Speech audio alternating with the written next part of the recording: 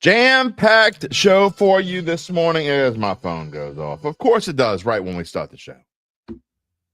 Even the phone, people on the phone, they want to call in and get it on the show. That's how exciting today is going to be. A look ahead to Saints Commanders coming up. Remember back a few months ago when we were trying to predict the wins and losses? Remember that? Almost everyone had chalked this one up in the win column. Maybe next year, Jayden. Yeah, not so fast. Yesterday, I got a chance to talk to former Saints safety Roman Harper.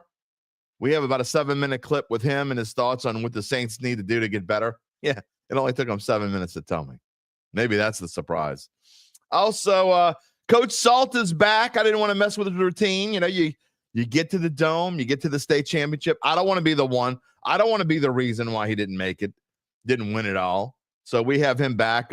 Also, an important note to discuss about Coach Salt and his role in the state championship, what he has brought to LHSAA football. His Franklinton Demons are preparing to be their first trip to the Dome in 14 years. Maybe he can tell us how to turn around a team's fortune in a short period of time. I think he was 3-7 in his first year there last year. All that, and we will spend some time with Gabe talking about whatever comes to mind. I'm thinking it might have to do with Bill Belichick. Is he really going to North Carolina? We'll have to talk about that. We have breaking news this morning in the Dattitude podcast about the Tulane football program and a key player, longest open in show history. I promise the Dattitude podcast is up next, right after Phil sets us up. Here we go. If you're looking for the latest scoop and in-depth interviews on the Saints, the NFL, the Pelicans, LSU, along with the best bets of the week, then lucky you. Along with high-powered, in-the-know guests who cover our teams, Jim Derry brings plenty of Dattitude.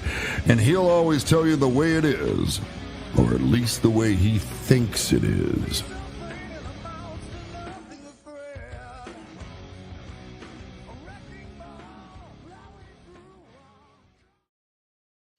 Where you at, Dattitude family?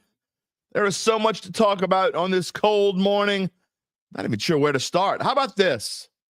This is Dattitude, episode number 321, presented by Evangeline Securities for a Wednesday, December the 11th, 2024.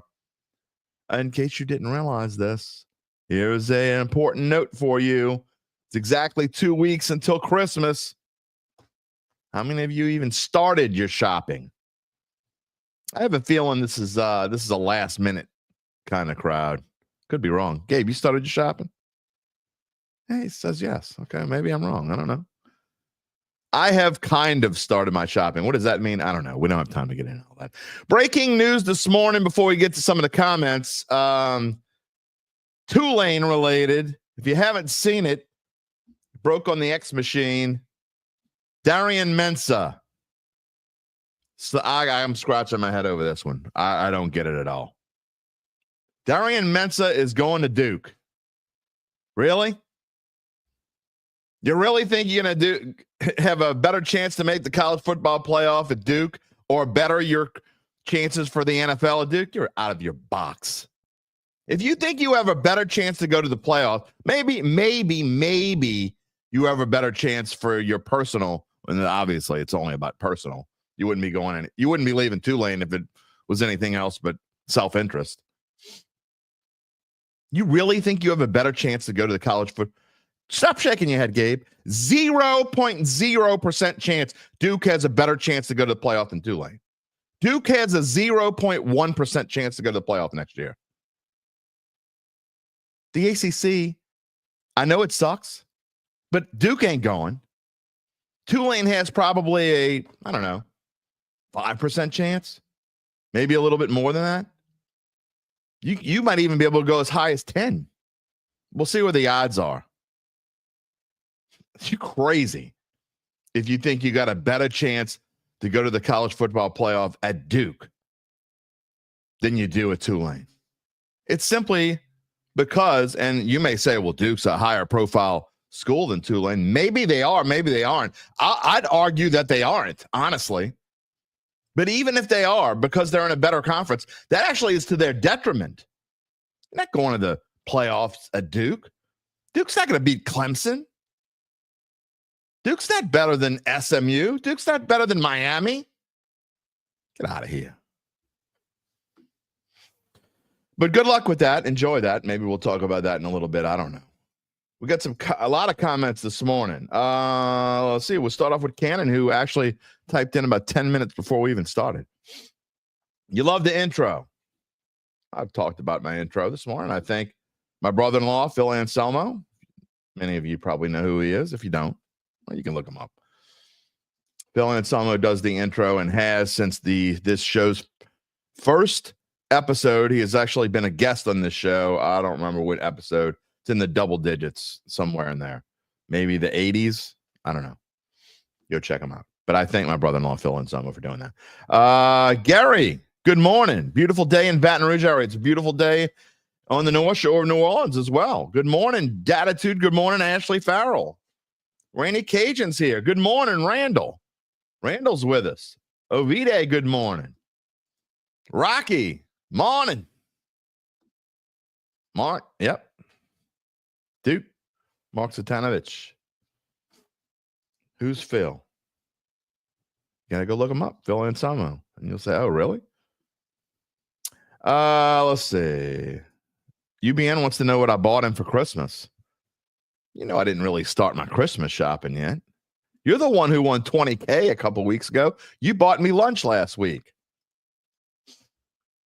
And I appreciate it. Hakeem Batiste, what's going on, big dog? Checking in from enemy territory, Mableton, Georgia. Looking forward to the backup experiment against Jayden Daniels. Yeah, that's going to be fun. Oh, man. Chris Johnson, good morning. Let's see what else we got. Hakeem also says, I hope Ricky Collins comes to Tulane, rips it up. Tulane coach isn't leaving. John Summerall is here, at least for next year. I don't know if he's going to be here much longer than that. We'll have to see. Timothy Miller, why are we signing a quarterback that last policed in 2020? Because he's a third-string quarterback. You're talking about with the dude, DiNucci. Ben DiNucci. St. Son Ben. We won't even talk about that. I mean, really, it's almost meaningless. It's not quite meaningless, but it's pretty close. Speaking of meaningless, Mark wants to know who's the starting quarterback. Is it Rattler or Haener? Meaningless. Who cares? I mean, if I have to pick one, I would pick Haener because I've already seen Rattler stake it up for 3 games. But neither one of them's going to win this week. Just saying. Douglas Thornton, where you at, my friend? Not too much excitement in Louisiana. All the sports teams at the bottom of the barrel.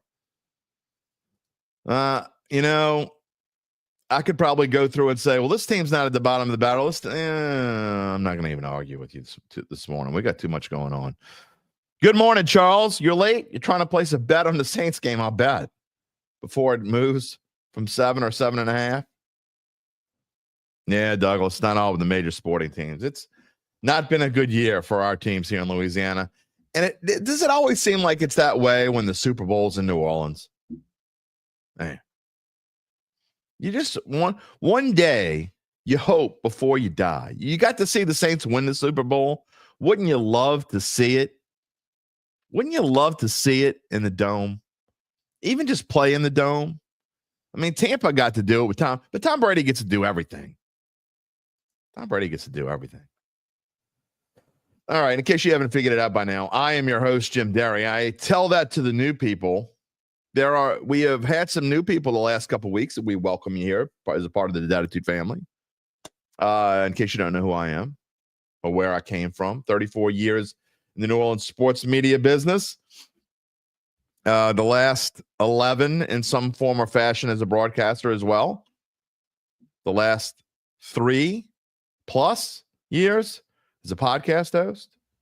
And maybe the only person besides Derek Carr's wife and his mama and David Carr standing up for Derek Carr. The hate mail spewed, not just towards me, a lot of it towards me. People hate when I take up for Derek. It's like the numbers are going to say, it's like Jameis Winston before. When you mentioned Jameis Winston, the numbers started going down the last 2 years. Not as bad now. But when I start taking up for Derek Carr, people stop listening. I lost subscribers over. And if you don't know what I said, you can go back. I posted a short on the YouTube page that you can go check out and basically see what started all this. I had one person who's certainly not a regular come out of nowhere and just go off on me because I was taking up for Derek Carr. And I told him to come with the receipts. And every time he would say something, he'd say something that was full of crap. Like he didn't know what he was talking about. You know, after I started taking him, well, he's always hurt. He's actually not always hurt. He's only missed 6 games in his 11-year career. Oh, well, what about this? No, that's not true either. Okay, well, nobody's watching your show if it's only 13 people in this feed. Yeah, well, that's because of whatever feed you're watching on. We get somewhere in the neighborhood of 6 to sometimes 10,000 views on the show. Oh, well, and then he disappeared. But then I had people like coming at me via email, especially on X. There were actually people out there rooting. This is the part that I don't understand. Okay, if you don't like Derek Carr and you don't want him to be the quarterback, I have no problem with that. I actually think that's a fair opinion. I don't agree with you necessarily. I don't have to agree with you. It's fine. We can disagree. There's a lot of us here on the show that disagree. We disagree often. Randall and I disagree all the time, but we can talk about it. And even if I go at him, he knows that that's who I am. It's my style. He'll come back at me and I'll show it and we'll talk about it. Douglas Thornton, I don't think agrees with me. He comes back because we can have, but don't come at me without receipts. Don't come at me without a reason why. Okay. You just come out of nowhere and you just say Derek Carr sucks, you're going to get blasted. That's the way that it is. And if you're cheering that he's hurt, and now they weren't doing that as much on the show as they were on X. There were people, I was going through other people's stream. I had to stop reading it. It was pissing me off. I couldn't read it anymore. There are actually people out there glad he's hurt. Then there are other dummies calling him a dummy because he was trying to get the first down and saying, that's just a dumb play. That's a dumb play. Dude was busting his ass trying to get a first down, selling out for this team. This team that's going nowhere, which is my point. That's the part that I have, that I have a problem with. How is that dumb? You know, he's not thinking about what he's doing. He's just going out there and trying to make a play. Imagine go back in time, okay? If you're a Derek Carr hater, go back in time. Imagine the same play. Don't say he wouldn't do it because he absolutely would. Imagine the same play. Drew Brees is running that play. Drew Brees is going towards the sideline. He sees the first down marker, and the only way he can get to it is to dive. He doesn't care who's playing. He's not thinking about whether the Saints are 5-8 or 10-4 or going to the playoffs or the 1 seed or the 12 seed or who's going to be the first round pick. No. You know what Drew Brees would be thinking about in that moment? The same thing Derek Carr was thinking. How can I get my team a first down? That's what he was thinking. That's why he dove for the first down. Was it the smartest play on the planet? Probably not. But if he would have ran that way and then kind of eased his way out of bounds and been 2 yards short of a first down, y'all would have gave him grief for that too. That's the problem I have. Don't be a hypocrite. Don't come on here without reasons why you don't like someone or think he's detrimental to your favorite team. That's the problem I have. That is the biggest problem I have. Some comments here. Let's see. Charles Carl might not miss the rest of the season. Oh, he's missing the rest of the season. If you want to know why the Saints have, this is my opinion, okay? Obviously, it's my opinion. I don't have any insiders in there that have told me anything different. I'm just going to tell you, I think the reason why that they're trying to say they wouldn't have brought in DiNucci as a third-string quarterback if they thought Derek Carr might be coming back anytime soon. The reason why I think that they're saying what they're saying is because, and this was another thing on X yesterday, and I didn't know this, but there's a $30 million clause that kicks in for Derek Carr if he can't start the season, or if he can't play next year, or something along those. If he's injured, there's an injury clause in his contract. I need to either next show or sometime next week. We will dive into it, and I will find out what that clause is. But I saw it on X, and so people were going ballistic over that. How stupid is that? I mean, you people have to realize these are clauses that are in a lot of quarterbacks' contracts. You can go back, and hindsight is 2020. First of all, I'm absolutely not going to agree with you if you don't think it was the right contract, a good contract for the Saints, because it absolutely was. Absolutely was. I mean, we're now talking about Derek Carr as the 17th highest paid quarterback in the NFL. If you think there are 16 quarterbacks better than in the NFL than Derek Carr, you should stop watching football. I still got some bird feed left over from the last time we were feeding the pigeons on Sunday. I'll go get it for you. If you want me to mail you some bird seed, I'm sure they got it on Amazon cheap too. You can find some bird seed. Just saying. Barry says, why don't these morons ever whine about Taysom Hill's injuries? Football. Players get Taysom Hill. Oh, he's different. He dives and breaks his hand. That would be different. Ryan says Cam Newton wouldn't dive for a fumble in the Super Bowl. Oh, you're just happy about that because you're a Broncos fan. I'm just saying. I know you're a Broncos fan. Carr dives for an awful feed. Team speaks for his character. That's just my point. If anything, it speaks for his character. You don't have to like him. Big Veli. Or Veli. Is it Veli or Veli? Respect the grittiness for this team, but no reason to jump there. Just run out of bounds and live to fight another down. I respect your opinion. Here's the thing, though. It goes back to what I said. Big Veli. The game wasn't on the line, but the game kind of was on the line. Okay. He saw that as a chance to put the game away. All right. But either way, I go back to what I said about if he doesn't dive there are going to be plenty of people, and I'm not saying anybody would have listened to him, but there would have been plenty of people that have said, oh, look at this. Look at this, whatever. Look at this kitty cat. He's going to walk out of bounds. He's going to go out of bounds. Can't dive for 2 yards to get a first down? Because that's what would have happened. Douglas Thornton says great sportsmanship is to never hope or wish any type of an injury on a player on zero level. Amen, 100%. There are lots of players throughout my existence who I have, let's just say, not been fond of. And I never wished injury on anyone. Ever. There have been lots of Saints out there that I'm like, oh, I hope he doesn't come back. But I'm not wishing someone gets hurt and is out for the season. This person's a player. Gabe says, Gabe may have had a person or two. It's okay. Ashley wants to feed some people some pigeon po' boys. Yeah, I hear you.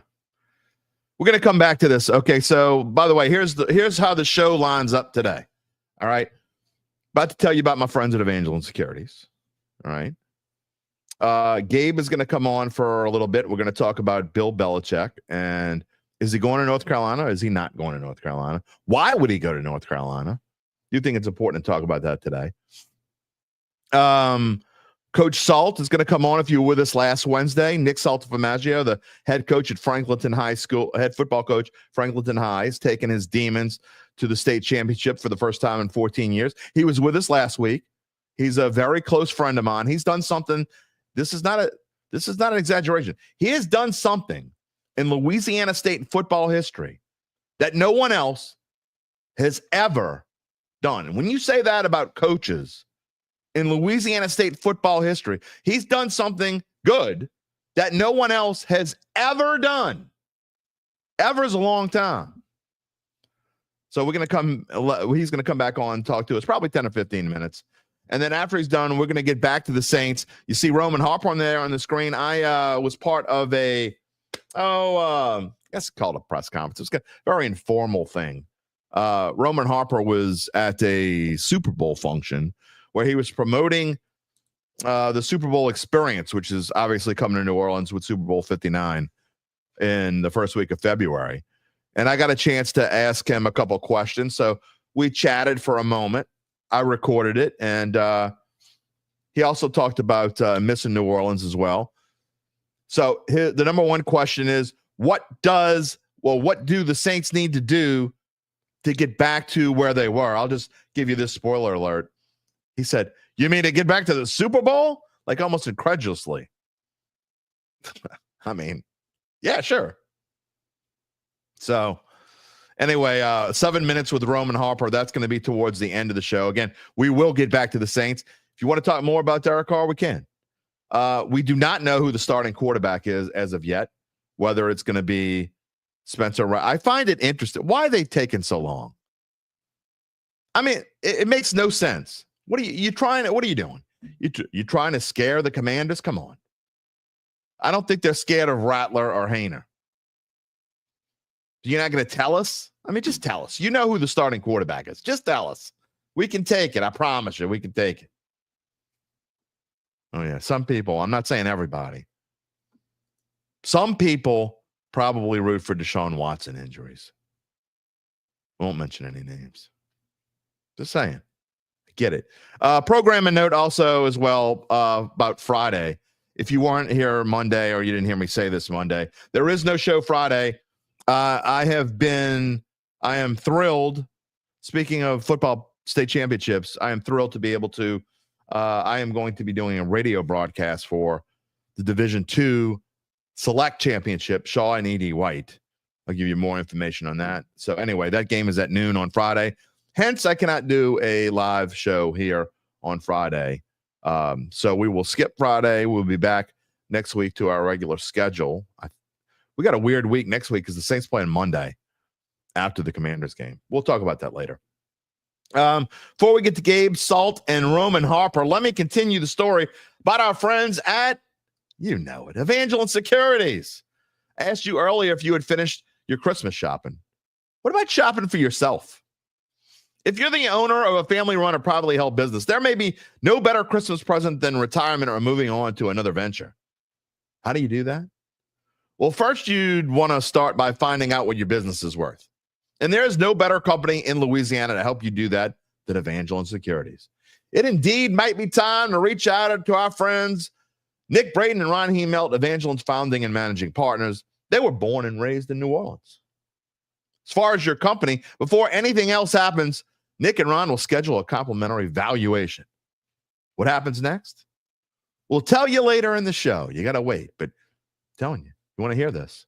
In the meantime, you can check them out at www.evangelinesecurities.com. All right.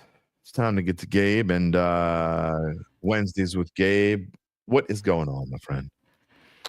I'm just trying to figure out why people seem to think that Tulane is a better program than Duke. It's not necessarily a better program. I also don't agree with the fact that they don't have better odds.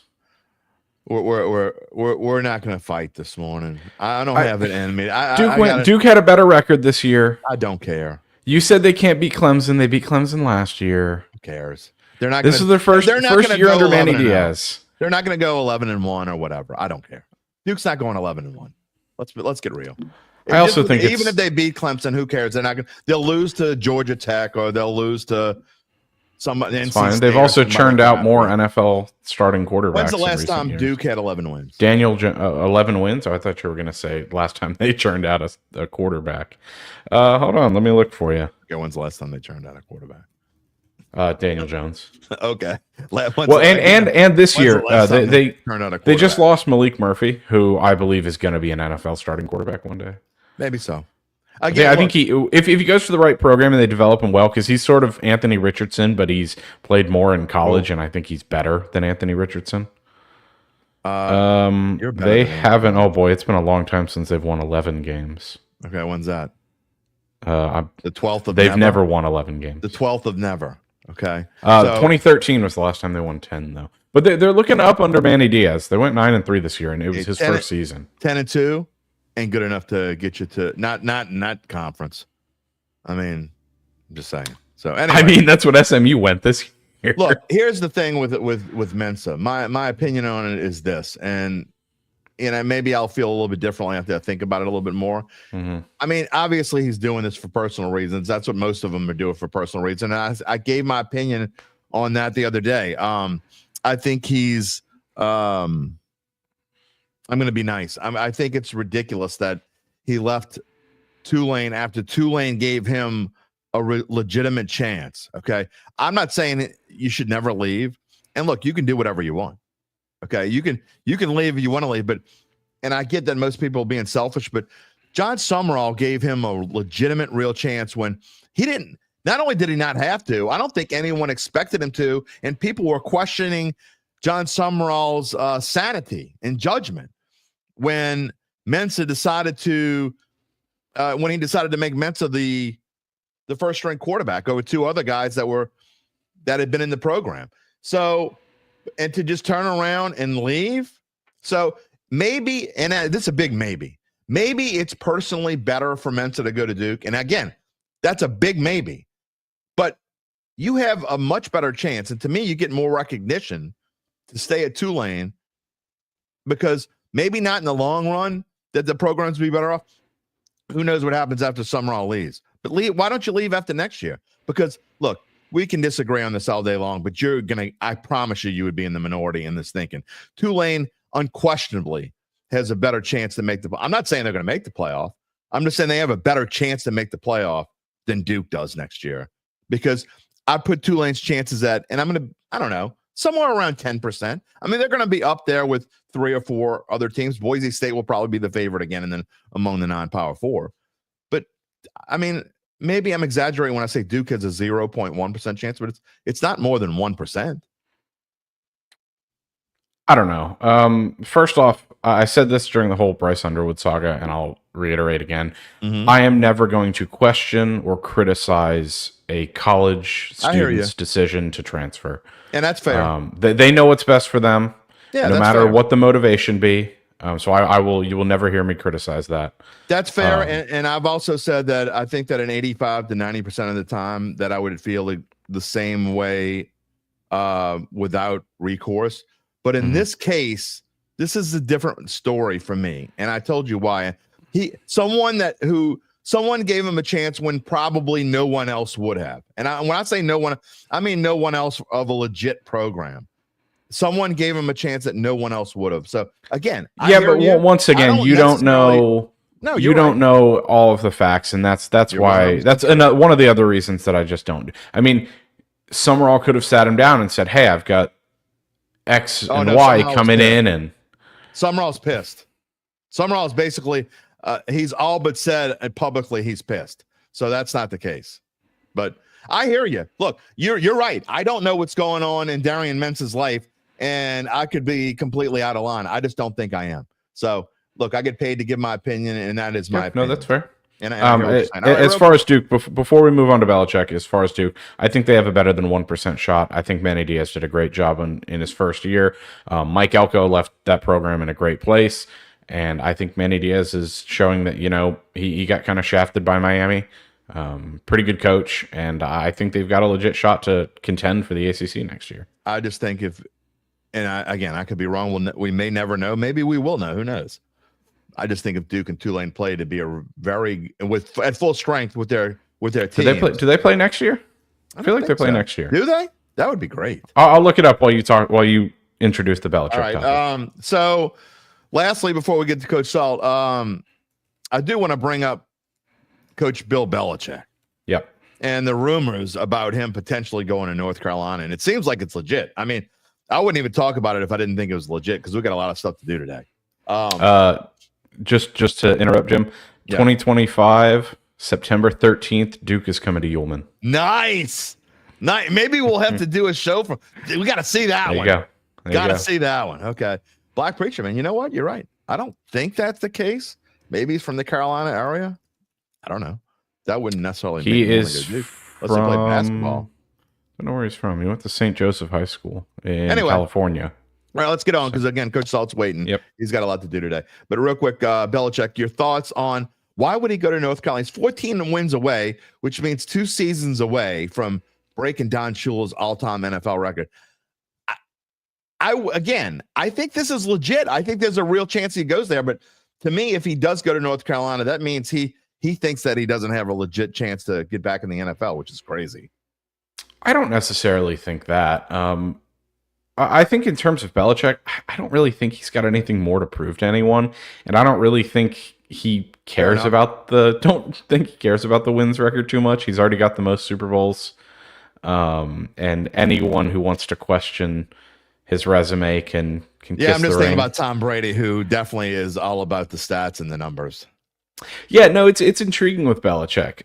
One thing I think you'll see more NFL coaches who are out of a job kind of be intrigued by the college game now with the NIL. Yeah, I mean, this is the closest that the college game has ever been to the professional game.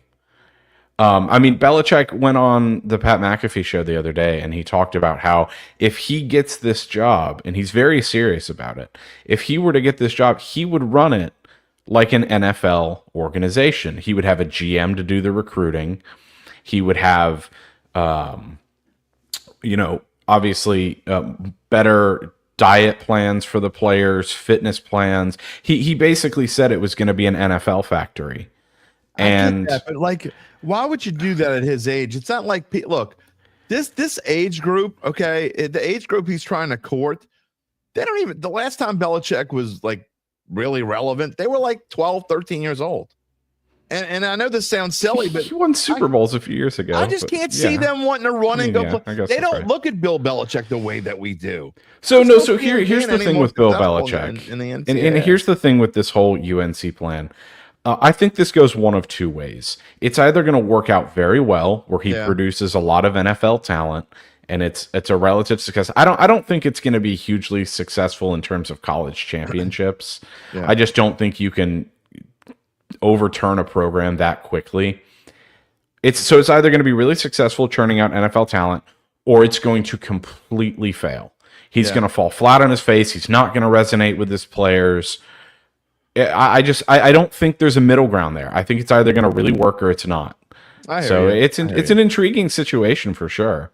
All right. Well, look, save this. We may come back to this tomorrow if you want. But maybe we'll have a resolution on this tomorrow. Well, perhaps we'll see if we do or not.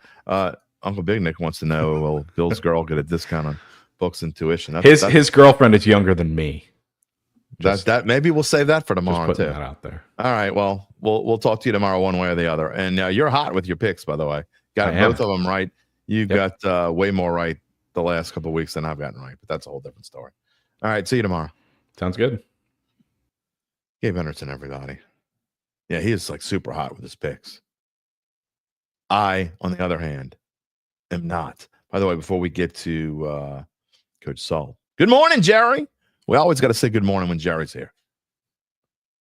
Jerry goes back a long way to the beginning of Bayou Bets and probably before that. All right. I told him we would bring him back because, look, I don't want to be the reason if the Franklinton Demons don't win the state championship. I don't want anybody to say it's because Coach Salt didn't come back on the show like he did last Wednesday, and then they won against Iowa last week. So we had to have him back. Coach Nick Saltaformaggio is with us here on the Dattitude podcast, presented by Evangeline Securities. What is up, Coach Salt? Hey, buddy. How you doing? Doing good. I was listening to the talk on Bill Belichick. Well, I'm going to give you two reasons why he's coming back. Oh, he'd go back to college. A, he kind of said it. He wants his son to be the head coach in waiting. So he's going to be a good dad. And two, in the words of Nick Saban, he's going to get 25 first-round draft picks every year. So that's true. I don't know. So if Julian Saltaformaggio wanted to be a head football coach, then you would go coach wherever he wanted you to coach? I'm just saying. Well, he makes a whole lot more money than that. Exactly. All right. Let's talk about before we get to this week in the Dome. And by the way, if you're watching the broadcast live or on demand, you can see all 8 games, all 8 title games. Yes, there are 8 state championship games in the state of Louisiana. They're all on the left side of the screen. If you can't see them, I'll probably bring them up as we go along. But I want to honor my friend Nick Saltaformaggio because I found this out, did a little research. I had a little help from guy I follow on X, 14-0 Productions. If you like Louisiana high school football, you should follow him on X because he's got all kinds of good stuff. He's also a former coach. Nick Saltaformaggio is the first coach in Louisiana state history. That is a long time to bring 3 different teams to the Superdome, and he's doing it in just 11 years, Coach Salt. Congratulations on the honor. I know you're not about self-appreciation. You don't really do those sorts of things, but I felt it was important to talk about that because that is quite an accomplishment. I appreciate it, my friend. It's like I told a couple other people, the good Lord takes care of the most foolish, and I'm the most foolish around, so he's helped me. But it's been a combination of things, Jim. I think I was in the right places at the right times, obviously. It was different situations. The East Jefferson situation was just hard work and a magical run with some talent that came through the school, because you don't do it without players, right? And then Hahnville, I've said this over and over, St. Charles Parish Public Schools, Hahnville, Destrehan, the school system, the leadership in the school system is just phenomenal. And those places, quite honestly, kind of like Destrehan, you see them there every year. Hahnville will be like that again with Coach Boyne. I just had to get in there and kind of clean up a little bit and get them back where they were. And we were fortunate enough to get here. But this place is the most special, Jim, simply because of what it means to the Washington Parish and what it means to the city of Franklinton and the honor it is. I tell our kids this all the time. You guys wear Franklinton on your chest. It's not just the name of your high school. It's the name of your city. And they take tremendous amount of pride in it. And then our principal, Shane Smith, was the head coach here when they went back-to-back, runner-up, state champion in 2009 and 10. And he really wanted this program fixed. And he took a chance on me after Holy Cross had fired me, and I'm forever indebted to him. And so this to me is the most special. And, this is my last stop too. And so, for me to be able to get us here and really ahead of schedule, our best football teams is going to be coming up next year. We have a great junior quarterback surrounded by a lot of junior, sophomore talent. So I'm just excited to be coaching Friday night against a really good Cecilia team. You and I've said this before, have a lot in common as far as I think we both get fired up about a lot of things. And at times through our career, it's been a good thing. And at time throughout our careers, it's not been a so good thing. But I see that that you're at peace with the past, because for the first time I've ever heard you, for the first time literally since you've left the school, I heard you mention the school's name, Holy Cross. And so, whenever we speak, even when we're just talking on the phone, you say my former employer or my alma mater or whatever. You never say the name. So is it going to a state championship can help put salve on wounds? Jim, somebody gave me some wise advice a couple of weeks ago. And they said, Holy Cross didn't fire you. Gallagher and Kirkwood fired you, and those guys aren't Holy Cross, and Holy Cross is always going to be special to me. It's my alma mater. I've always loved it, kind of like you, with the Eagles, with the Shaw Eagles. And so those words kind of comforted me a little bit, and I just moved on from it. And more importantly, though, I'm at a place that really appreciates what we're doing. I fit in here more so than any place I've ever fit in, other than Chalmette, before Katrina. Yeah. And it's very comforting for me. And winning comes and winning goes. I don't care where you are. You're gonna win more, depending on the amount of work, or you're not gonna win as much depending on the amount of work. And so we do a lot of work here. There's a lot of people that work behind the scenes for us to be good. Our administrative team has been phenomenal. And so I just fit here. This is the right fit for me. I agree. I think you do. And to me, again, I'm an outsider looking in, but I was not as much an outsider when, at Chalmette, because I basically lived in the coach's office over there. But, it just feels like that this is the first place since Chalmette where it's a similar kind of place, and the kind of place that your personality kind of suits and fits. I mean, you're welcome there. They want you there, and you want to be there. And not saying that the other places didn't. It just feels like for you personally that seems like the best place for you. Yeah, well, I can tell you, and I've been pretty open about it. Holy Cross really never wanted me. I No, was I mean, a I back, get it.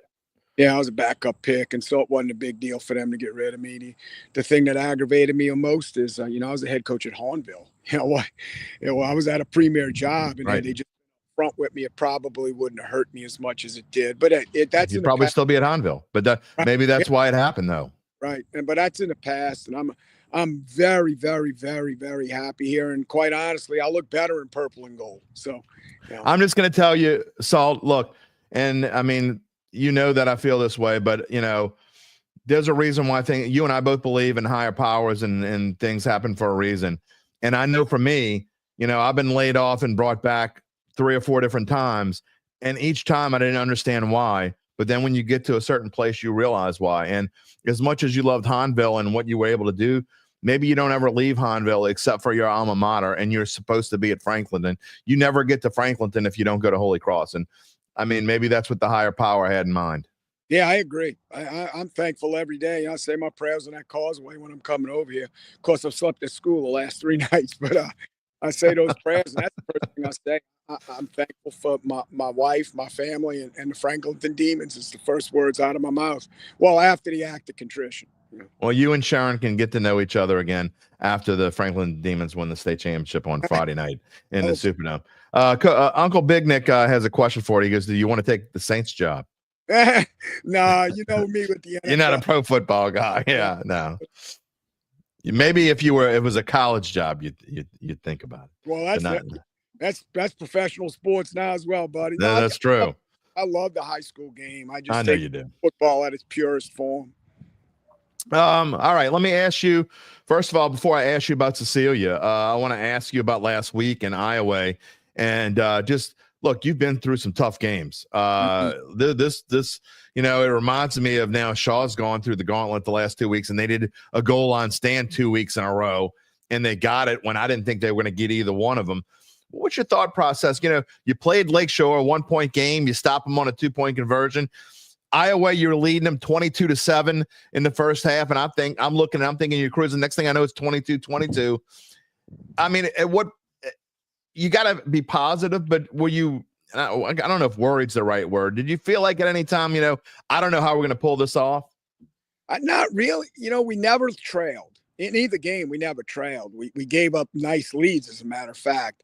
But our kids have played that kind of schedule all year. Jim, I told our guys today, because it does bother us a little bit that we're kind of picked as the number 1 seed. We're picked as the underdog. Jim, right. We played 10 games, right? 8 of the teams we played made the playoffs. 7 of them won a playoff game. 4 of them made the quarterfinals. 1 of them being Lakeshore, who we had to beat twice. So our kids have been through the mill, and I knew they'd be fine. They caught their breath, and we rallied and went down and scored, and they scored, and then we went down and scored. Matter of fact, when they scored and there was 3.5 minutes to go, I'm like, we're winning. We've done this every year. Not every year. We've done it every week. And sure enough, we drove down a field, scored, great throw, great call, great catch, and we won the game. But that's the way semifinal games are going to be played.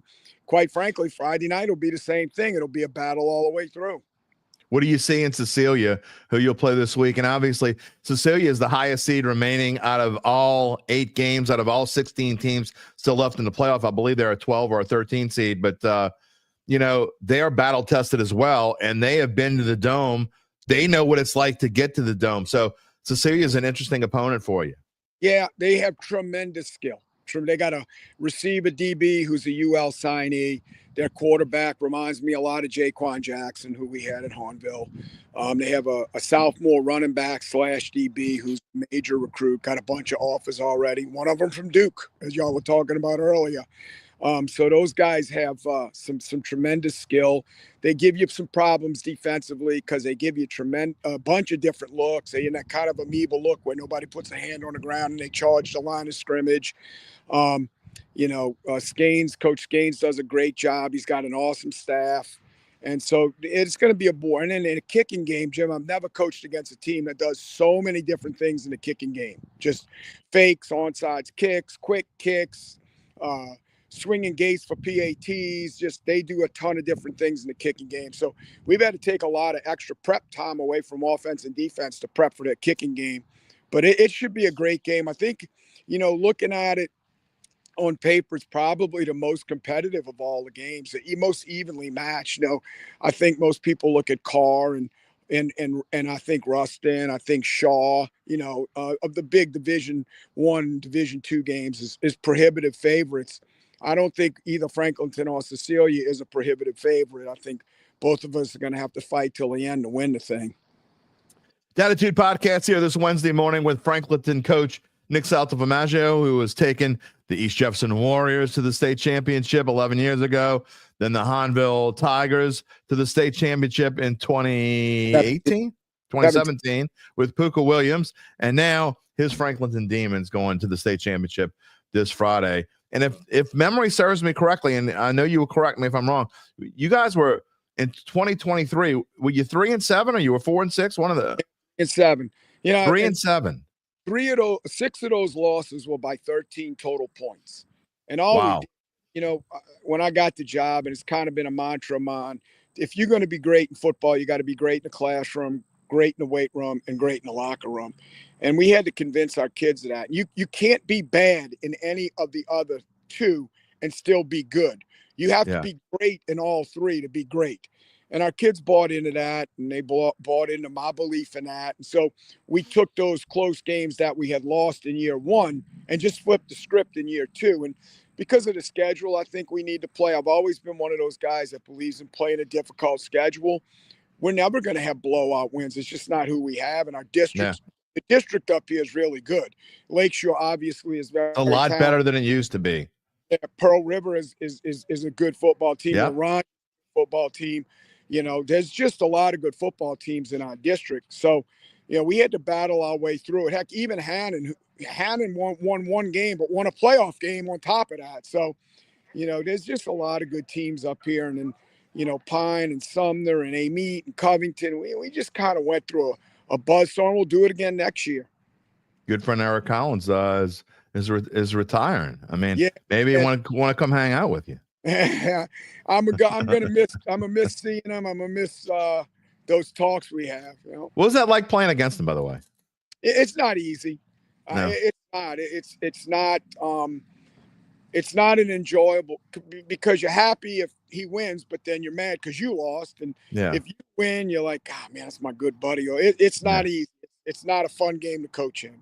Well, it was a close game. I know that, like a lot of other games in your district, and we are sorry to see Coach Collins retire. I mean, he'll be missed in the coaching profession for sure. John Pace says it's great to hear from you. Best of luck to the Franklinton Demons this week, and for sure. Before I let you go, Coach, I do want to ask you about, you kind of mentioned some of these other games again. Man, look, I'm not just saying this. This might be the best slate of state title games I've seen in a long time. You know me, I'm not a fan of 8 games. I think it's too many. And you and I have both talked about this. I kind of lost you. Okay. I think you're back. You're a little fuzzy, but you're back. Can you hear me? I think I lost you there, buddy. Can you hear me? Yeah. Can you hear me? No, okay. All right. Well, I think we're going to have to let it go. I know, if you can hear me, I know I can't hear you. I just want to say thank you for having me on. And if anybody wins Friday night, and Friday afternoon, I hope it's the Franklinton Demons and the Shaw Eagles. So, and we'll be talking soon. Thank you, buddy. Thanks to Coach Salt. Absolutely. I'm so glad that he was able to come on, and I'm sorry that I didn't get to ask him. I was going to ask him one last question. He froze up, but I'm glad I didn't freeze up to the end. Maybe that was a little help from up above. But if you're listening to the podcast after the fact, I'm going to say this. I truly believe, and I'm not a fan. We've gone into this before. I'm not going to go into this. I mean, there were 9 state title games before. Now there are 8. I wish they would go back to 5. I wish everyone would get back together. That being said, though, I think the LHSAA has done a tremendous job at least getting to where it is now. And this is kind of an acceptable, almost compromise. And this is a fantastic slate of games. I mean, Carr, Alexandria. I know Carr is the best team. I think of the 16 teams. I don't think there's any question. Carr and Ruston. I think Carr and Ruston are the 2 best teams in there. But would it shock me if either one of them lost? No, because the state championships, anything can happen. Rocky says, good luck to Salt. Brian Cavett says, Eric Collins was his coach in 81 and 82. Well, then obviously, Coach Saltaformaggio as well. Yeah. Can you hear me now? I don't think you can hear me, but we could still hear him. I'm glad he got to say goodbye. Again, some of the other games real quick. I'll just go through them briefly because when we get to Roman Harper, Shaw and Edie White, obviously that's the one that means a whole lot to me. I will be calling that game from the Superdome with my color analyst. Will not be my regular partner, Jim Rapier. He's got his real job, so he won't be there on Friday. So I'll be joined by Newman coach Nelson Stewart. So maybe he's. I hate that he's not playing in the Dome. Newman is going to get in there. I know it's like I got to call Arch Manning's last game. I felt so bad for Coach Stewart because, look, they deserve to be in there. They're a program winner every single year. They're quarterfinals, semifinals. They just haven't found. Whenever they get over the hump, I'm convinced of this, and I'm going to ask him this. I'm convinced whenever Newman gets over the hump, they're going to they're going to be stalwarts. They're going to be in the state championship game almost every year or almost every other year, kind of like Carr is now. I'm convinced that's what's going to happen.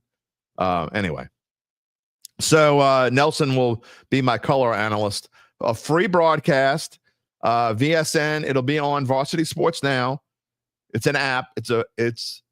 You do not have to subscribe to get on the app. Now you have to subscribe to watch old games or watch other live games, but this is going to be a free broadcast on Varsity Sports Now. It's audio only. It will have the score on the title screen. It will have the time remaining. We'll have a camera on the clock and to tell you the quarter. It may or may not be on us. So we may have our faces on there. I don't know, but we cannot bring you video because of the contract with the LHSAA has contracted all state championship games, but we will have an audio broadcast that you can bring around, listen on your radio, listen on your phone, stream it through your car radio, stream it through your TV, any way you want. We also, VSN has apps on multiple platforms. You can check us out. That game is Friday at noon. Broadcast will start about 11:50. So that is why there is no Dattitude podcast on Friday. UBN says, where is he? Come meet UBN at the Dome. He'll be signing free autographs. Don't keep that as a reason why you wouldn't go to the Dome. Charles Mangus says so many players from Newman went to the NFL. That is true. And they got another one who may end up being the number one draft pick. They've already had number one draft picks. You think about them: Peyton Manning, Eli, a guy named Odell Beckham Jr. He was pretty good. The Newmans had some players, and Nelson knows them all. Arch Manning, in case you didn't know, is the son of Cooper and the nephew of Peyton and Eli. Okay, it is time. I want to get back to the Saints here, and that's how we're going to spend the rest of the show. Real quick, before we get to Roman Harper, we told you earlier we would let you know more about how Evangeline Securities can help you figure out what your family-run or privately held business might be worth and whether it's time to sell. We also told you we would tell you what happens after a complimentary valuation of your company. If you decide to proceed, native New Orleanians Nick Braden, Ron Hemelt, and the folks at Evangeline will begin an extensive auction process among established private equity funds from around the world. And it will maximize the return process for the founder and his or her family. Who knows? You might even find Santa at one of their offices, either on Poydras Street or in Lafayette. Although, I'm not sure Santa wants to visit anyone on Poydras Street these days. He might have even forgot where Poydras Street is. Anyway, Evangeline Securities is the top producer on their platform. There are very few companies like them in this area, and none with their dedication and success. They are fully licensed and ready to serve you. So get in touch with Nick and Ron about what's really important. Not the Saints, not Derry and Mensa, not Jayden Daniels, not Duke, not Jim Derry or Gabe Henderson. The rest of your life. That's what's really important. You can find them at www.evangelinesecurities.com. Okay, New Orleans Saints, I saw y'all been doing a lot of talking in the background. Randall's doing his usual, bashing Derek Carr. Randall wants to know if it'd be possible to get Reggie Bush on the show. His favorite player for it. We can try. I mean, we can try. He and Marcus Colston were your favorite Saints. Okay. That seems about right for that time frame. I was a middle-aged man already. That was a long time ago. I was when the Saints won a Super Bowl. How old was I? Really quick story. This is why I believe this is not why I believe in higher powers and fate and all these things, but this will make you think. Okay. Obviously, I've been a Saints fan since I was growing up and knew what football was. Okay. The Saints NFC Championship game. My mom passed away in 2006. Okay. My mom's mom, my grandmother, passed away in 1999. So not long before Saints made their run to the Super Bowl. The NFC Championship game was played on January 24th. I'll always remember the dates. January 24th, 2010, which is my late mom's birthday. The Super Bowl was played on February 7th, 2010, which was my mom's birthday. So when you think of things like that, and I know, okay, a lot of you don't believe in stuff like that, but I do, man. Whenever I think about going back in time, I think about that a lot. I think about my mom and my grandma. Charles, Roman was an awesome player. He was on that Super Bowl winning team. But anyway, so I have a 7-minute or so conversation here. How long is it? 6 minutes and 30 seconds with Roman Harper. Again, this was in an event yesterday where he was promoting the Super Bowl experience. That's going to be run the week before the game, Monday through Saturday. I'll have more information on this later. I actually wrote a story about this that is on NOLA.com/Saints from yesterday. Our news department also wrote a story about it. I believe Chelsea Brester was there, Luke Johnson's wife. We had a nice little talk yesterday. Got a chance to talk to her. But anyway, so Roman is talking. I asked him. I didn't run the whole press conference. I just ran the part of me asking him a couple of questions, and then someone else asked him about the city of New Orleans that he answers that question. But this is 6 minutes and 30 seconds of Roman Harper telling us what the Saints need to do to get better. And then a little lanyap after. We'll be back after the clip and get your thoughts. As an analyst, Roman, let me ask you a tough football question. All right. What's it going to take for the Saints to get back here? To the Super Bowl or to the playoffs? Just back into the vicinity of being able to compete for a Super Bowl. Number one, I think they got to get younger. And because whenever you have a Super Bowl or a playoff run team, you got to have this great mix of veterans to young guys. Young guys you got to hit in the draft that like nobody thought you were going to be good. So like 5th, 6th round guys, they got to play for you. 3rd round guys got to start. All right, and you got home runs on your 1st and 2nd round guys. Then you got to also have like the veteran presence. Maybe it's a free agent. Maybe it's guys that's been in your program for 5, 6, 7, 8 years that are like leading the charge. But then you also got to have those young guys that are in year 2, 3, 4 that are like ready to get their contract, like ready to get that money. So I'm not a rookie. I'm not young. Like I know what I'm doing, but like I also want to get that money too. So like you're kind of getting the best version of both, the old to the young. It's just the right chemistry mix. Then on top of that, you got to be lucky. You got to stay injury free. The ball's kind of got to bounce your way. Like some things got to kind of go for you. That's why it's an oblong football that kind of goes either way. Like nobody knows where it is or where it's going to roll or how it's going to bounce. And the season's long. And so with all those things being said, like that's probably about it. And you know what I mean? You got to get a coach too. We got to have the right coach. Do you think this is something they can do in the near future? Yeah, I'm always rooting for the Saints to get it right. So, and look, I remember when I got drafted here, my college roommate laughed at me. He was like, dude, like, congrats, but you guys never go to the playoffs. Like, you're the Saints. You guys stink. And like, lo and behold, you go to the playoffs first year, almost go to the NFC Championship, lose 2 years, and all of a sudden win a Super Bowl, and then go on a run after that. So you just never know because the NFL really puts all its emphasis on not just inclusion but parity. Right. And so really trying to make everything even. So if you're really good this year, you're gonna get a harder schedule. and you get the draft last. And when you're bad, you get the draft early. We give you an easier schedule. Just to always constantly that balancing act of trying to keep it all competitive at the highest level. They do that better than any other league. And because of that, that's why you have the parity. That's why every year you have a new coach go to the playoffs. You have a team or somebody that didn't think anybody was going to be good go to the playoffs. That's what the Washington Commanders look like they will be this year. And then you also have those teams that just kind of stick around because you got to have the right quarterback. You got to have the right talent around them on both sides of the football. That's why the Chiefs just keep rolling around. Like my brother loves it because he's a Chiefs fan. But you know what? When we were playing Tecmo Bowl in the late 80s, he didn't like it then. So That's right. It just takes your time, right? It goes through waves. And right now we're a little bit down, but you still got talent on this roster. But guys got to stay healthy. This has not been a healthy team all year long. And you're not going to win a lot of games when you're working with second string, third string guys. You have such a strong connection to this. Yeah, it's really just because, first of all, like I didn't even know how dirty New Orleans was until I moved to Charlotte. I'm like, man, this is clean out here. But anyways, none of that matters. None of it matters. Why? Because it's ours. And it's something to be said about, everybody wants to talk about a culture or an environment.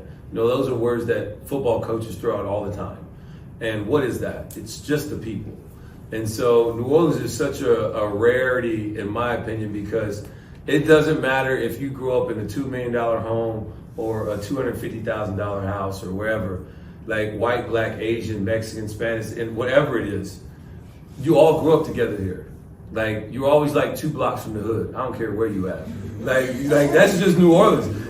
Like you are waterlocked. It's like where we're at. You always 2 or 3 blocks from the hood. I don't care where you at. And so because of that, we all grew up together. Like we all talk the same. Like you have the same West Bank accent from the Asian community as you do the white community that looks like the black people. Like everybody's the same. Like all the twang, everything. And so it's so unique. It's beautiful. And so when you're here and you're like, oh, I want to go home, and then all of a sudden you stay one summer or one off season, you see what's going down on all the festivals in the park during the summertime. It's great. It's hot. But man, it's fun. And all of a sudden you leave from the festival to the night out with the boys and the whole environment, and it's just so inclusive. And then you also got to understand, nobody loves the Saints like the Saints fans. And the Saints fans are different than other fans. Why? Because it's not big city. It's not like you have these imports of people that fall in love with your team because you guys are winning. No, you a Saints fan because you were born in it. So you were just raised here, or you just moved here and you're like, I went to a game and I just like it. And so all those little things make this city so unique and so special to me because I have so much success. I'm from the South. It just aligned with so many of my values and so much of what makes me who I am. Going to University of Alabama where we have great fans, and then coming to New Orleans where the fans are great. They just hate that I went to Alabama because we're better than LSU. and so all of those things are what makes this such a love relationship for me in this city. And so I think a lot of those things are what everybody else feels when you come here. We're going to feed you. We're going to have a good time. And we're going to have a festival. We're going to Mardi Gras. We're going to second line. And I've never seen, I'll be honest with you too, another thing that people probably don't want to see is like, this was the first place I ever went to where literally everybody was dancing like hard in the club. White, black, like everybody was dancing. People that like should be dancing were all dancing. And so, but that's New Orleans though. Like that is New Orleans. And like, you got to understand that. And you don't get to say that in any other city. And that's why people love coming here. That's why people like visiting here, because it is that unique. It is that special. Yeah, that was a cool little deal. He probably was on there for about a half an hour. Again, I cut about 7 minutes of it out, but definitely thought it was. I got assigned to go do a story down there. I thought, why not record it and run the pieces of it I like here on the show, and I did that. So. He talked about some other things about the Super Bowl experience. Again, when we get closer to the Super Bowl and we're done fully with Saints season, we will certainly be talking more about the Super Bowl. We're still hoping. We're hoping we're going to be on Radio Row for the week before the Super Bowl. I hope that happens here on Dattitude. A lot of comments out there about Roman while we're out there. John Pace, Roman Harper is great, no doubt about it. I know you guys are talking about the The Super Bowl. Okay. Randall, amen, Roman, got to get younger and cheaper. Well, I mean, they don't have a choice to get cheaper. They don't have any money left. The cap is going to be a major issue next year. Rainey says Roman sounds like a cool dude. He's always been. Look, I've had a chance to cover him in the past. He's always been great. He was one of the guys, if you wanted to talk to, obviously even more so now that he is a analyst for the SEC network, right, Gabe? I'm pretty sure that Roman Harper is an analyst for the SEC network now, but he's doing a lot of things and helping out with the Super Bowl as well. We got a couple minutes left. You want to get your final comments? Now is the time to do so as we wrap up here talking about the Saints. I apologize. I see we've had some issues on Facebook this morning. A couple of our Facebook streams have ended like abruptly. I'm not sure exactly why that happened. I was wondering why the number went down, and then I got a notification saying that our streams went down on a couple of our platforms. So not sure what happens with there. That's why I stress to you, if you want to be a part of the Dattitude family, you want to watch the show in a regular case, then you need to subscribe to our YouTube page. You haven't already, go subscribe to our YouTube page. There is going to be a time in the near future, and I know it's going to probably hurt our ratings at least in the short term, because we won't get as many numbers. And when I go to potential advertisers and show them, you're not getting as many people. Well, it's because I've already cut down on the number of platforms that we broadcast to now. It used to be like 10. Now it's like 5. It's going to be 1 eventually. This show is only going to, at some point in the very near future, this show is only going to be on the Dattitude YouTube page. I'm not quite ready to do that yet, but we are going to do that soon. Now, of course, you'll always be able to find us after the fact, wherever you get your podcast. But so if you have not subscribed to our Dattitude YouTube page, it's easy to find. You want to do that now. By the way, if you're watching on YouTube, give us a like. They say it helps. I don't understand why. Whatever. You move to YouTube. You don't have to worry about those issues. I'm just, we get a lot of number. I would say right now, I mean, I'm going to be me, I'm transparent. I'm an open book. I always am. I would say that like 90% of our viewer numbers come from Facebook right now, somewhere around 90%. But the regulars, most of the regulars, I'd say 80% of the regulars watch on the YouTube page. And that's where more than 80% probably the comments come from. So anyway, that's trying to get everybody to go to the Dattitude YouTube page. That's why I'm always stressing that. Final thoughts this morning. Again, we're going to talk a lot more about the Commanders and Saints tomorrow. Larry is not going to be on the show this week. Again, with no show Friday. I wanted him to come on today. It didn't work out. He couldn't make it today. Today's his busy writing day. So he couldn't make it today. But tomorrow we'll talk about it. Gabe and I might talk about it a little bit. I'll talk about it with Uncle Big Nick, his thoughts, and then of course me and you. I may even have on. There's somebody I kind of want to have on to talk about Mensa a little bit. Maybe we'll see. So we may have another guest outside of our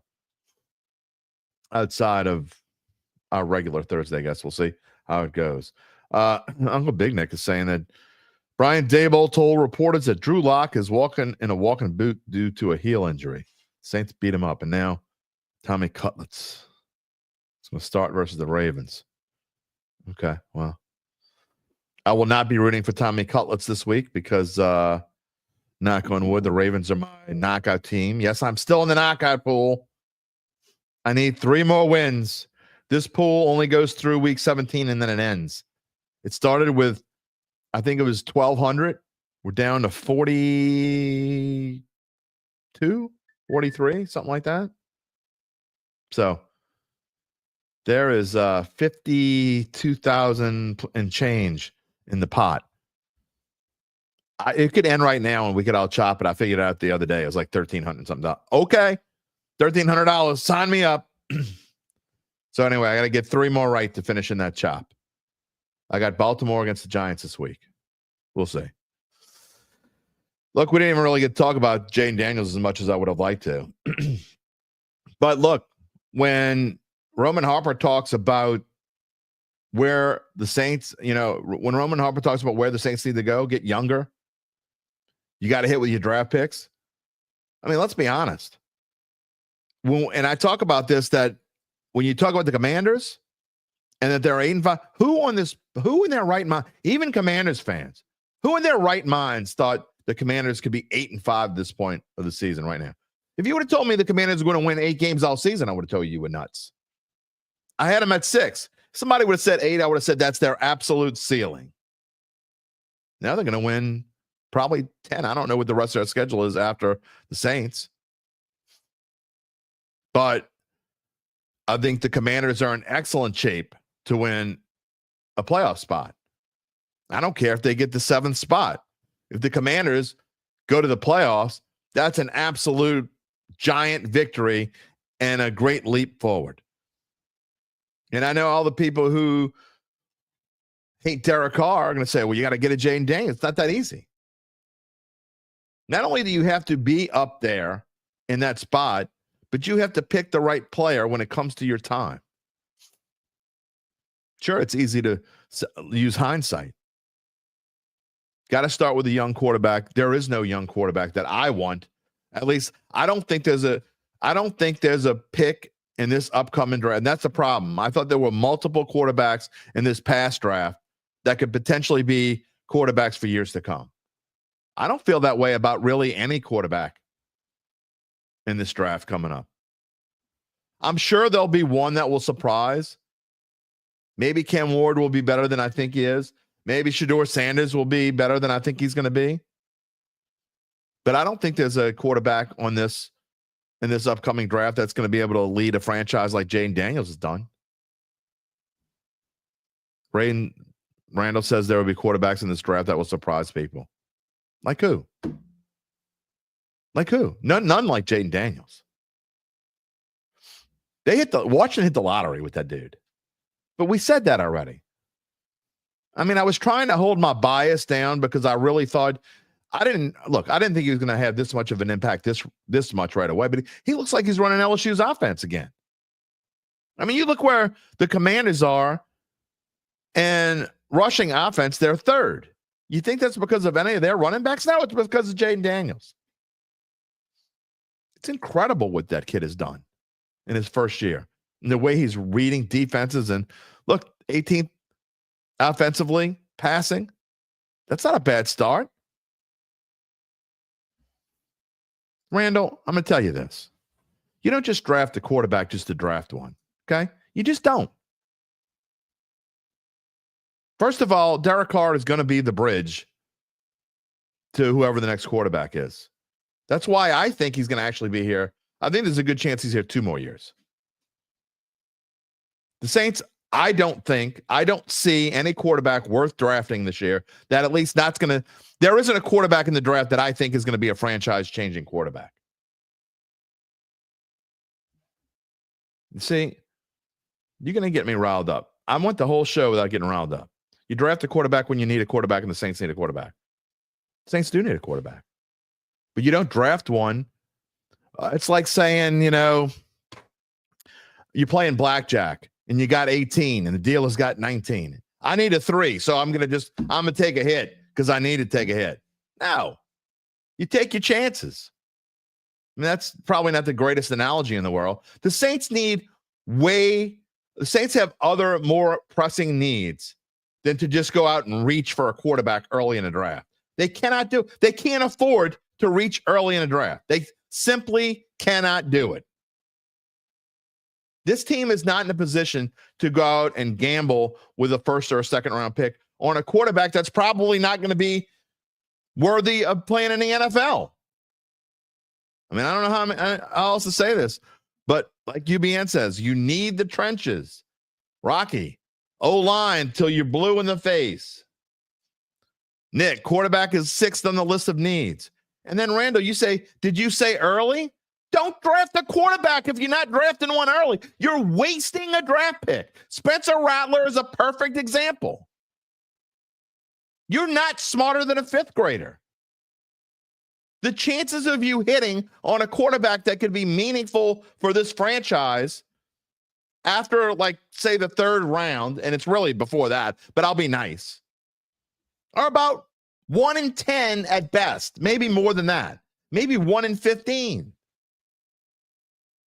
You don't draft a quarterback. You're wasting your time if you draft a quarterback after the 3rd round because you're not smarter than everyone else. If there's a quarterback that potentially could be something, unless you're just super lucky, San Francisco 49ers, Brock Purdy, that's the only one. That is the only quarterback in the NFL that is even kind of worth a damn that was taken after the 4th round. That was pure luck. Oh, but what about Tom Brady? That was 20-something years ago. You got Tom Brady, you got Brock Purdy. Who else? Oh, you got a myth. Okay. Inside Carolina reporting that Belichick is finalizing a deal. Breaking news. To go to North Carolina. We'll probably talk about that tomorrow. Looks like it's happening. You know what? I'll say this about, I think it's a silly move, and I'm going to get back to, we're going to close with the Saints because I want to get back to this whole thing. This is how I'm going to finish the show. And Gabe and I will talk more about this tomorrow. But I will say this about Belichick. There is part of me that I want to say kudos. You don't care if you pass Shula because I don't know if I could do that, man. I'd be like almost begging my way back in because there's somebody out there that will take you. Probably the Saints is, I don't want to say as dumb as they are. That's not nice. I don't want to piss anybody off. As naive as they are. Let's put it that way. I think the Saints absolutely would be one of the ones that would consider Bill Belichick, even though that would be a horrendous move, in my opinion, for this franchise. As much as I think Bill Belichick's the greatest coach that's ever walked the sideline in the NFL. But he's 72 years old, and that's exactly what the Saints don't need. Squirrel alert. Barry. So close that. Again, we're gonna talk more about Belichick tomorrow. Last 2-3 minutes of the show here. You can't waste a pick when you have so many needs. I don't care if you're saying early, late, middle. I'm not putting any words in your mouth, Randall. You're right. You need to rebuild the entire roster. And again, you're picking. I like how people who have this idea of utopia for their football team, they cherry pick things out of a sky. What about Brock Purdy? What about Tom Brady? That's like finding a needle in a freaking haystack. The Saints couldn't find a needle in a haystack if you colored it fluorescent neon and shined a 1,000-watt bulb on it from 2 feet away. Saints couldn't find a needle in a haystack. They can't. They have too many other things to worry about. Starts with the O-line. I don't care. I mean, there are people on the X machine. Oh, they need defensive line more than they need O-line. You're a moron. Yeah, they need defensive line. The O-line is absolute root of every single problem this team has. It's the root of every problem this team has. The offensive line. Oh, they played better. They played better than what? They played better than sheer disaster, which is what we expected. It was only slightly better. Now they've gotten Carr hurt. Carr dove. He dove because he was trying to get out of pressure. Because it was like 1-2, boom. When you got a second and a half to throw the ball, of course he's going to try a way to get out of the pocket. I think they should pick first, second, third round, offensive and defensive line. Start with the offensive line, maybe go to defense, or maybe pick another offensive lineman and then defensive lineman. Or maybe you trade picks and get early, you get more. I don't know. But you don't even think about other positions yet. What about wide receiver? Yeah, they need a wide receiver too, but they don't need him more than they need an offensive lineman or a defensive lineman. What about best player available? This team is in a position to pick best player available. You got that right, UBN. Line picks aren't fun. This isn't Madden football. It's all tied in to the same Dan Campbell nonsense. We like Dan Campbell because he's fun. Yeah, well, he's fun until he loses you the game. Well, you don't care. You're not a Lions fan. What do you care? I mean, yeah, it's fun to watch it. Your Saints aren't in it. Who cares? You just laugh if he does something stupid like go for it on 4th down from his own 30 with 4 minutes left and he's up by 3 and gives the ball back to San Francisco or Philadelphia or whoever in the NFC Championship game, or Minnesota or Green Bay or whoever it is. You'll just laugh. It's not your team. He went for it on fourth down. I love that dude. He's entertaining. That's the same reason why you don't want your team to pick offensive linemen or defensive linemen in the first and second and maybe third rounds. Not fun.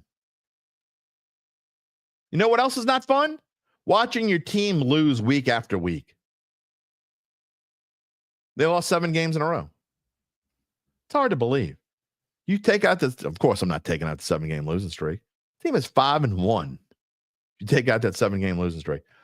What do the 5 wins all have in common? Derek Carr played in all of them.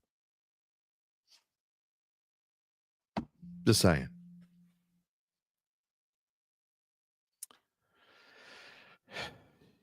Sometimes you guys just, I don't think you're capable. Like, even if the truth like slaps you in the face, there are people out there, again, this whole Dan Campbell thing. I've been saying it over and over again. It's like my son who's 26 years old. And, I mean, probably not listening, so I'm going to bring this up. But here's this mentality of the younger generation and what I have an issue with. It's not just the younger generation.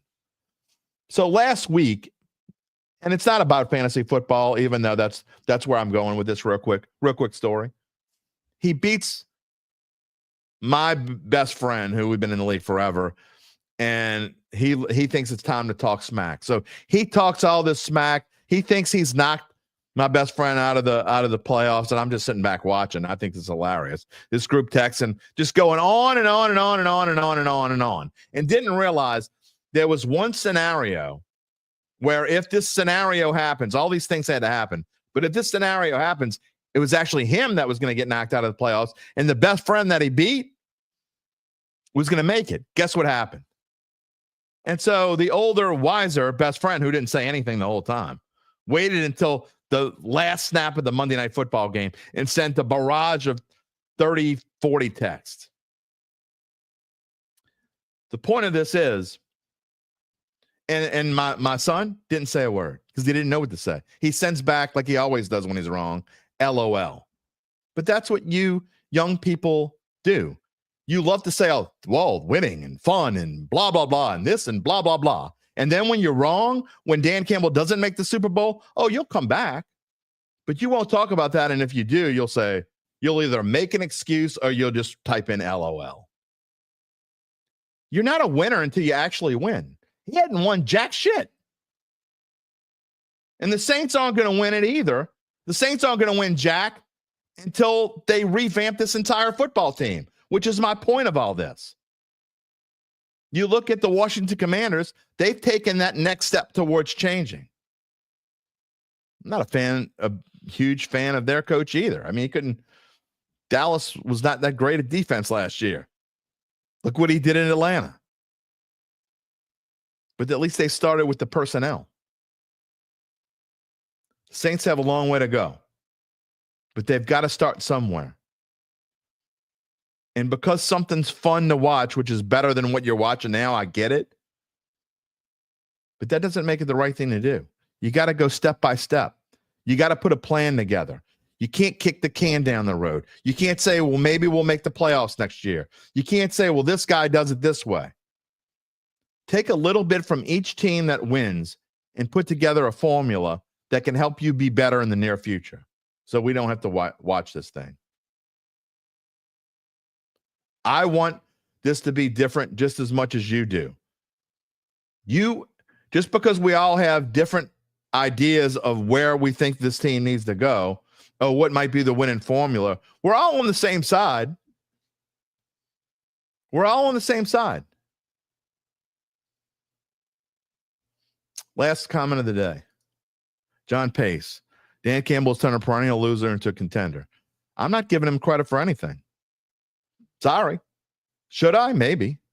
Am I hard-headed? Absolutely. But until you win something, it doesn't matter. What has Detroit won? Nothing. They should have won the NFC Championship game last year. They had the game basically in the bag. till their coach gave it away. And if they make it to the Super Bowl and lose, I'll give them credit for that. I'm just telling you, I've seen this movie before. The same reason why I tell you that Lamar Jackson is a fantastic quarterback, but when it comes down to nuts and bolts, what does he do? He loses. As long as Lamar Jackson is quarterback in the Ravens, then it'll probably be Ravens-Lions in the Super Bowl just because I'm saying this, and you can cut that. Gabe can cut this 45-second clip out, and we can run it back here in a month or a month and a half. But it's the same. Lamar Jackson's fun. Just don't think he's ever going to win you a championship because he hasn't won squat yet. Dan Campbell's the same way. He had one squat. Now, he's been in the league less time as a head coach. And could he change things? Maybe. I'll sit here and eat crow. I have yet to eat a crow po' boy on this show. Y'all keep telling me I'm going to eat crow. I ain't ate a damn crow po' boy yet. I got my special sauce to put on the crow po' boy because I'm scared of it. But I ain't had to eat one yet. Who's 100% when it comes to this kind of stuff? This guy. Just saying. You might not like it. You can come up with all your reasons about this and that and this and that. There's only one guy been right about it all so far. It's me. Y'all keep hating on things you shouldn't be hating on. All right, we'll do it again tomorrow. Tomorrow, Gabe's going to have more to say, and he'll have his best bet. Maybe he'll have two best bets again. He went 2-0 last week. I got to give him a chance, right? If he wants to, he's got to. There you go. Open invitation. There you go. There you go. I'm the hater. The hater of what? What am I the hater of? Because I'm telling you facts? I'm a hater? I'm giving you facts. Dan Campbell hasn't won. Tell me what he's won. What has he won? Why am I bitter towards? I'm not bitter. He's a terrible football coach. He's good because Ben Johnson is a fantastic coordinator and Aaron Glenn is a fantastic coordinator. That's why he's won. Takes time to win a Super Bowl. They should have won the Super Bowl last year. They had the most talent in the NFL last year, hands down, and they probably have the most talent in the NFL this year. I don't even think it's really all that close. Until you've won, you ain't won jack. He has won the Nada 100. Now Aaron Glenn is awesome. I didn't say he was awesome. Dude, what are you people? What is wrong with you people? I never said it. Aaron Glenn. I didn't say just now Aaron Glenn is awesome. I said he's good. Pretty good. Good defensive coordinator. Isn't that great? But he's certainly won because of his coordinators and not because of him. Not because of the decisions he's made in game. Randall says it takes more than talent to win a Super Bowl. You're right. It does. Absolutely. 100% proving my point. 100% it takes more than talent to win a Super Bowl. You're absolutely right. We 100% agree, which is why Detroit didn't win the Super Bowl last year. 100%. When Dan Campbell wins a Super Bowl, I will get my French bread out. I'll slap the crow on it. Put some hot sauce on it, little ketchup, maybe a little mayonnaise, maybe a little gravy. Who knows? Do they have crow gravy? I'll put that on there too. Whatever it takes. We will find a way to eat crow on this show. Y'all just okay. Y'all just make shit up. When did I say this? I'm saying, so you're saying you don't need a head coach to win. Y'all need to, you can buy peroxide, I think, at the drugstore for like $1.99. You put that in your ears, it cleans out the wax. Go buy you some. All right, I want to thank, of course, Gabe Henderson, Nick Saltaformaggio for being on the show. Roman Harper. It was fun talking to him. I got to talk to him a little bit after. It was very good dude. Appreciate being able to cut out a clip to show you on the show, and I agree with him with this team needs. We'll have more to talk about tomorrow, I'm sure. Again, whether we agree, disagree, don't even kind of agree, not in the same ballpark, are on the exact same page. I thank you for coming back, even if it's not every day, even if it's once a week, whatever it is. A lot of the names out there, I recognize your names. I don't see you every day, but a lot of you see every day. Whatever it is, thank you for being a part of the Dattitude family. Subscribe to the YouTube Dattitude page. We can have this fun conversation every day.